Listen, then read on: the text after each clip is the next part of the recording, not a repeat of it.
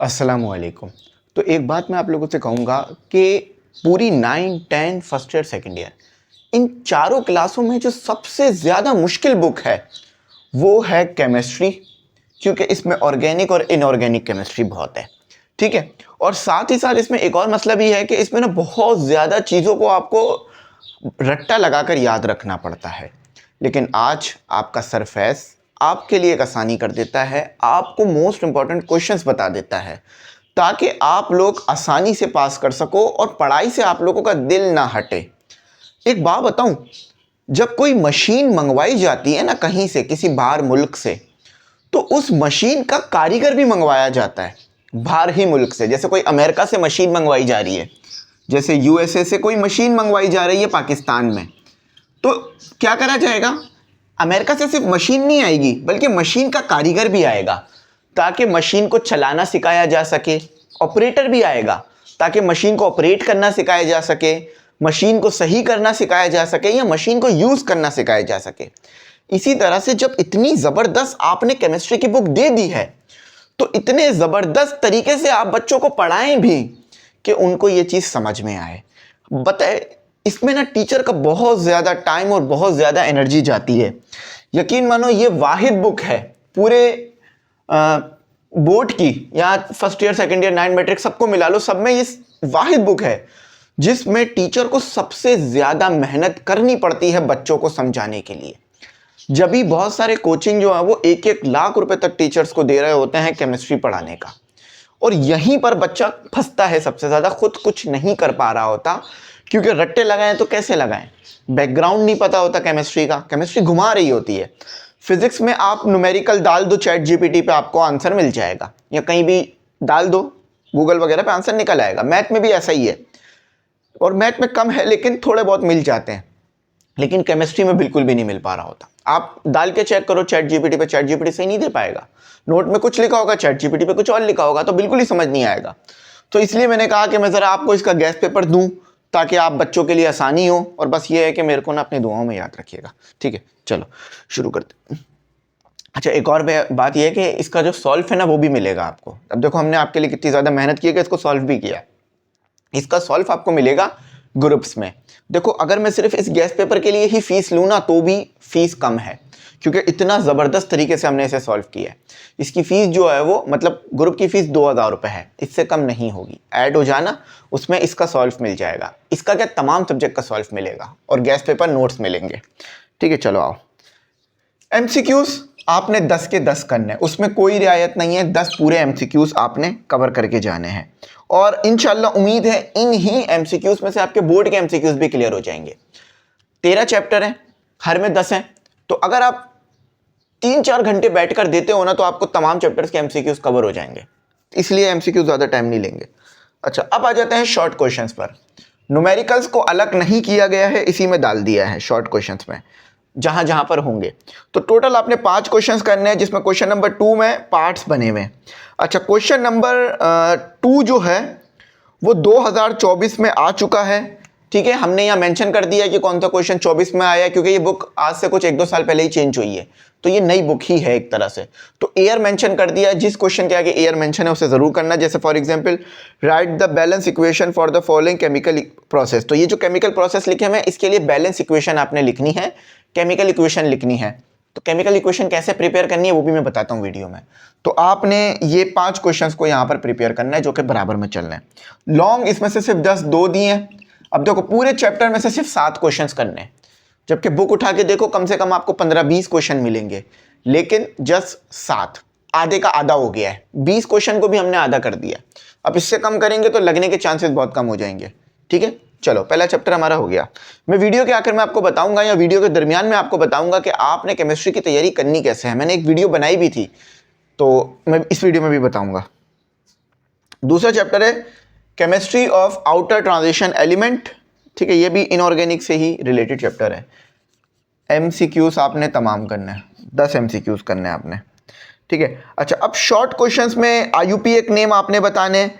ठीक है, मुख्तलिफ चीज़ों के और मुख्तलिफ इक्वेशंस वगैरह यहाँ पर लिख के दी हुई हैं, उन्हें आपने पढ़ना है। अच्छा, केमिस्ट्री में पढ़ा नहीं रहा हूँ तो इसलिए बहुत ज़्यादा डेप्थ में लेके नहीं जाऊँगा आपको। टोटल यहाँ 5 क्वेश्चंस करने हैं, और जो पार्ट्स बने हुए हैं वो भी इक्वली इंपॉर्टेंट है, कवर करने हैं। सही है। अच्छा, ये नहीं बोलना कि सर ये पार्ट्स भी दिए मैं, तो ये इसको कवर करना है। अच्छा, लॉन्ग में यहाँ पर बेसिकली 2 क्वेश्चन है, लेकिन ये 2 नहीं है, 3 है। ठीक है, तो ये तीनों आपने करके जाना है। इसका आंसर आपको सॉल्व में मिल जाएगा, तो ग्रुप में इसका सोल्यूशन हमने रख रखा है। ठीक है, तो इसको आपने अच्छी तरीके से जो है वो प्रिपेयर करना है, इसको अच्छी तरीके से प्रिपेयर करके जाना है इन तीनों क्वेश्चंस को। जिसमें सबसे इंपॉर्टेंट जो क्वेश्चन है वो आपका कौन सा है, right the IUPAC name of the following, यानी क्वेश्चन नंबर 1, जिसमें Na2PTOH4 ये आपने कवर करना है, सारे कवर करने हैं। ठीक है भाई, छोड़ना मत। अच्छा, अब यहां से शुरू होती है ऑर्गेनिक केमिस्ट्री। अब आपके लिए जिंदगी थोड़ी सी मुश्किल हो गई। ये 2 चैप्टरों में भी मुश्किल ही थी, लेकिन अब मजीद मुश्किल हो जाएगी, क्योंकि यहां से आगे जस्ट ऑर्गेनिक केमिस्ट्री है। तो करना इस गैस पेपर से इंशाल्लाह आपका ऑर्गेनिक केमिस्ट्री निकल जाएगी। ये पूरी की पूरी बुक ऑर्गेनिक केमिस्ट्री की थी, बस ये जस्ट इन्होंने रख दिए थे 2 चैप्टर्स। ठीक है, मैक्सिमम पेपर ऑर्गेनिक केमिस्ट्री से ही आएगा, याद रखना। MCQs बुक, MCQ 10 करने हैं आपने।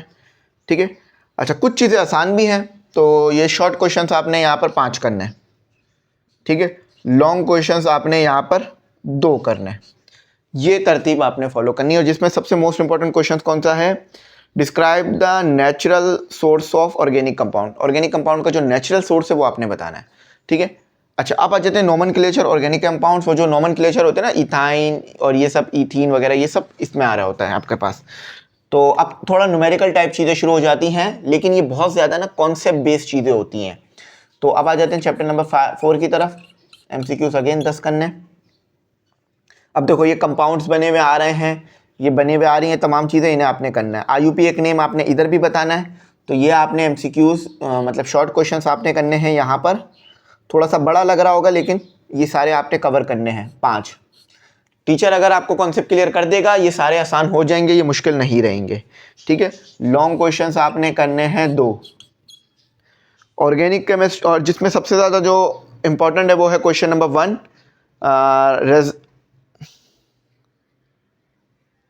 रिसोर्सिनॉल और TNT। ये आप लोगों ने कवर करने हैं, क्योंकि एक सवाल 24 और 25 दोनों में आया था, तो 26 के लिए भी इंपॉर्टेंट हुआ हुआ है। ठीक है, तो बहुत ज़्यादा इसमें ना रिपीटेड क्वेश्चंस आ रहे हैं। देखो क्वेश्चन 24 में भी पूछा, 25 में भी पूछा, तो अब बहुत चांसेस है 26 में भी पूछ लेंगे। तो जिस पे एयर मेंशन है उन क्वेश्चंस को जरूर करके जाना। ठीक है, क्योंकि ये बार बार रिपीट कर रहे हैं क्वेश्चनों को, आसान पेपर बना रहे हैं थोड़ा सा। MCQs आपने तमाम करने। अच्छा देखो, अब देखो एयर मेंशन है और 24 में कितने ज़्यादा क्वेश्चंस पूछे गए, पार्ट्स पूछे जा रहे होते हैं बेसिकली इससे ना।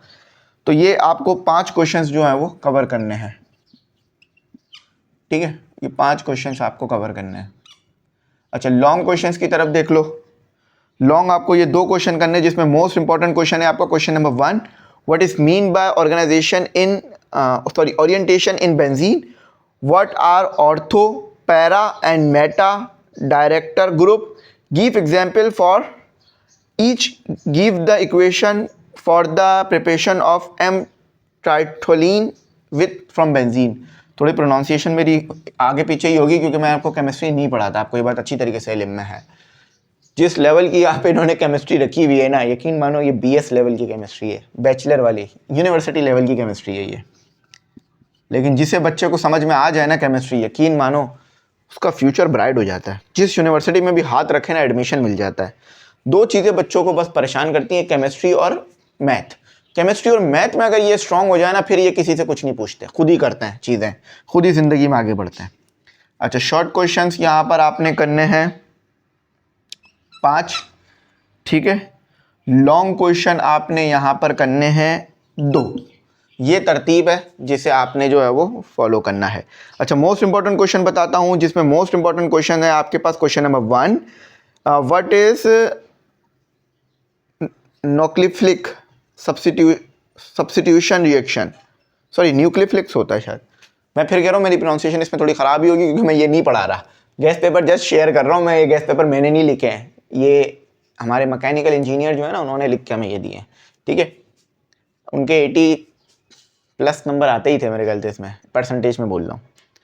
अच्छा, एल्कोहल, फिनोल एंड ईथर्स, ये आपने करना है। हाँ, ये चैप्टर तो मैं भी पढ़ चुका हूँ, मैंने भी केमिस्ट्री पढ़ी है, ऐसी बात नहीं है, लेकिन वो नहीं किया, मतलब क्या कहते हैं, बहुत ज़्यादा डेप्थ में नहीं गया, क्योंकि फिर मैथ फिजिक्स की तरफ आ गया था ना। तो 5 क्वेश्चंस आपने शॉर्ट में करने हैं और लॉन्ग में आपने करने हैं ये 2 question, different between alcohol phenol on the basis of. तो ये 2 क्वेश्चन आपने करना है, ठीक है। अब आ जाओ कार्बोनाइल कंपाउंड्स, ठीक है, aldehydes and ketones. Chapter number 8 है आप लोगों का। अच्छा, एमसीक्यू तमाम करना है। एमसीक्यूज में भाई कोई राय नहीं, एमसीक्यूज पूरे 10 करो, ठीक है। शॉर्ट क्वेश्चंस आपने 5 करने हैं और लॉन्ग क्वेश्चंस आपने करने हैं जस्ट ये 2 जो कि लिखे हुए ना, इन 2 को करना है। बस ये तरतीब अगर आप फॉलो कर लेते हो, इंशाल्लाह इस चैप्टर में आपके बहुत अच्छे मार्क्स काउंट हो जाएंगे, ठीक है। देखो मैं बहुत अच्छी तरह से आपको चीज़ें बता रहा हूँ, तो परेशान नहीं होना, घबराना मत। अब आ जाते हैं कार्बोनाइल कंपाउंड्स 2, ठीक है। दूसरा इसका चैप्टर 1 और 2 करके दिया हुआ। केमिस्ट्री में ये होता है बहुत, जैसे वो था ना हमारे पास states of matter 1 2 3, solid liquid gas, यहाँ भी वैसे ही है, ठीक है। तो ये 2 ही हैं, 3 4 नहीं दिए हुए इसमें। एमसीक्यूज आपने तमाम करने हैं, ठीक है। शॉर्ट क्वेश्चंस आपने करने हैं 5। अब जिसमें से मोस्ट इंपॉर्टेंट क्वेश्चन पता है कौन सा है? व्हाट हैपन व्हेन, और जिसमें से व्हाट हैपन व्हेन, इनमें से कुछ भी पूछा जा सकता है 5 में से। तो जैसे जिसमें लिखा हुआ ना ethanol react with acetic acid at high temperature, ये सारे आपने प्रिपेयर करके जाने, ठीक है। और लॉन्ग क्वेश्चन इसमें से 2 ही करना है। बुक खोल के चेक करोगे ना, समझ में आएगा कितने ज़्यादा क्वेश्चन दिए मैं यहाँ, तो फिर भी बहुत कम कर दिए। अच्छा, बायोकेमिस्ट्री, अच्छा जिसके एक और चीज़ बताऊँ, जिसके आगे एयर मेंशन है ना, उसको तो बिल्कुल भी नहीं छोड़ना, बस इसको दिमाग में रख लो, सही है।